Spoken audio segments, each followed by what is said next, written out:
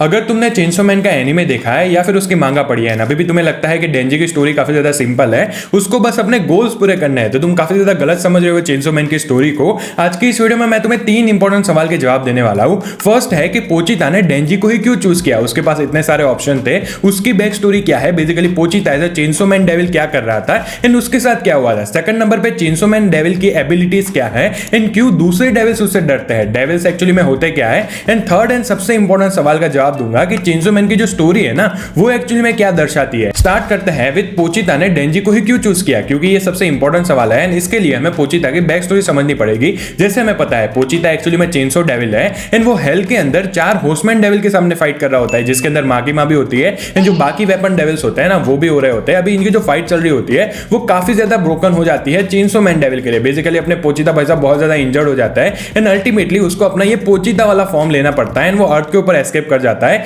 And वो बहुत ज्यादा वीक होता है उस टाइम के ऊपर एंड तभी उसको डेंजी देखने को मिलता है। उस टाइम पे डेंजी की हालत भी बहुत ज्यादा खराब थी, वो बंदा अनाथ था, उसके पास खाने के पैसे नहीं थे, फिर भी वो पोचिता को सेव करता है, उसको खाना खिलाता है, उसको ध्यान से रखता है। जैसे मैं पता है वो बहुत सारे सालों तक साथ में ही रहते हैं एंड यही रीजन बनता है कि पोचिता आगे जाके डेंजी की मदद करता है। बेसिकली जब डेंजी मरने वाला होता है तो पोचिता खुद को सेक्रीफाइस कर लेता है या फिर तुम कह सकते हो उसके अंदर मर्ज कर लेता है एंड चेनसो मैन डेविल बना देता है उसको। एंड यही रीजन था बेसिकली अपने डेंजी भाई साहब की जो काइंडनेस थी वो पोचिता को बहुत ज्यादा टच कर गई एंड इसकी वजह से ही वो उसके साथ जाता है। अभी इसका जो और ज्यादा डीपर रीजन है कि भाई चेनसो मैन डेविल को सब क्यों चाहते हैं, या फिर माकीमा हो गए या फिर दूसरे डेविल हो गए, वो सारे लोग उसके हार्ट को क्यों लेना चाहते हैं, इन सारी चीजों के बारे में आगे बात करते हैं। अब बात करते हैं डेविल्स की एंड चेनसो मैन की एबिलिटी की। नॉर्मली जो डेविल की स्ट्रेंथ होती है वो उसके ऊपर डिपेंड करती है कि ह्यूमंस कितना ज्यादा डरते हैं उनसे। जैसे कि कुछ लोग हो गए वो गन से डरते हैं, कुछ लोग डार्कनेस से डरते हैं, अंधेरे से डरते हैं, कुछ लोग मौत से भी डरते हैं। इसकी वजह से जो डेथ डेविल हो गया, डार्कनेस डेविल हो गया, गन डेविल हो गया, उनकी स्ट्रेंथ ऑटोमेटिकली ऊपर हो गई क्योंकि ह्यूमंस उससे ज्यादा डरते हैं।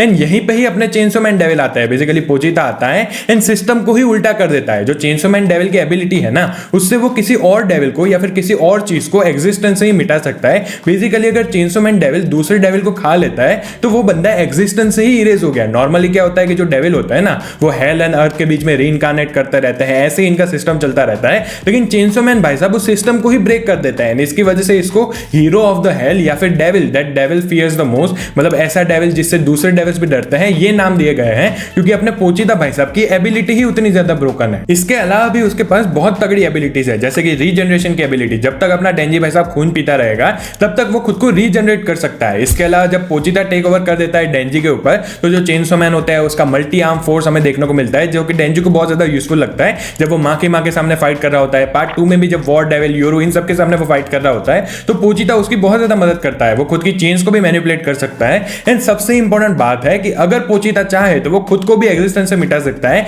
एंड हम यही देखते हैं चैप्टर 231 के अंदर, जो कि रीसेंट चैप्टर था, जहां पे पोचिता आता है, खुद का ही हार्ट खा लेता है, मतलब इससे वो खुद को ही एग्जिस्टेंस से निकाल सकता है। इसकी वजह से ही सारे लोग चेनसो मैन डेविल को कंट्रोल करना चाहते हैं क्योंकि जो भी चेनसो मैन डेविल के हार्ट को या फिर चेनसो मैन डेविल को कंट्रोल करेगा वो इस दुनिया को कंट्रोल कर सकता है। तुम कुछ भी कर सकते हो लिटरली। एंड अब आते हैं अपने फाइनल सवाल के ऊपर कि भाई चेनसो मैन की स्टोरी का मतलब क्या है। अभी देखो मैंने जितनी रिसर्च की उस हिसाब से मैं तुम्हें अपना आंसर बता रहा हूं, लेकिन ऐसा हो सकता है कि सबका आंसर अलग हो, तो तुम्हें थोड़ा अलग लगे तो मुझे कमेंट्स में जरूर बताना। मेरे हिसाब से पोचिता यही रिप्रेजेंट कर रहा है कि तुम कैसे अपने रूट्स को एग्जिस्टेंस से ही निकाल सकते हो। चैप्टर 231 के अंदर हम क्या देखते हैं, जहां पे पोचिता खुद का ही हार्ट खाने की कोशिश करता है। एंड वो ऐसा कर क्यों रहा है? ऑब्वियसली वो खुद तो मरना नहीं चाहता होगा, खुद तो एग्जिस्टेंस से नहीं निकालना चाहता होता, वो डेंजी की सफरिंग को खत्म करना चाहता है। डेंजी अभी एक लूप के अंदर फंस चुका है, हमें देखते हैं कि भाई डेंजी को ये चीज करनी है, ये चीज करनी है, वो सारे इसकी डिजायर हैं। इसकी वजह से वो सफर ज्यादा करता रहता है और ज्यादा लड़ता रहता है। मेरे हिसाब से पोचिता यही चाहता है कि ये सफरिंग एंड हो जाए, डेंजी को ज्यादा और सफर ना करना पड़े एंड वो बस एक नॉर्मल ह्यूमन की तरह रह पाए।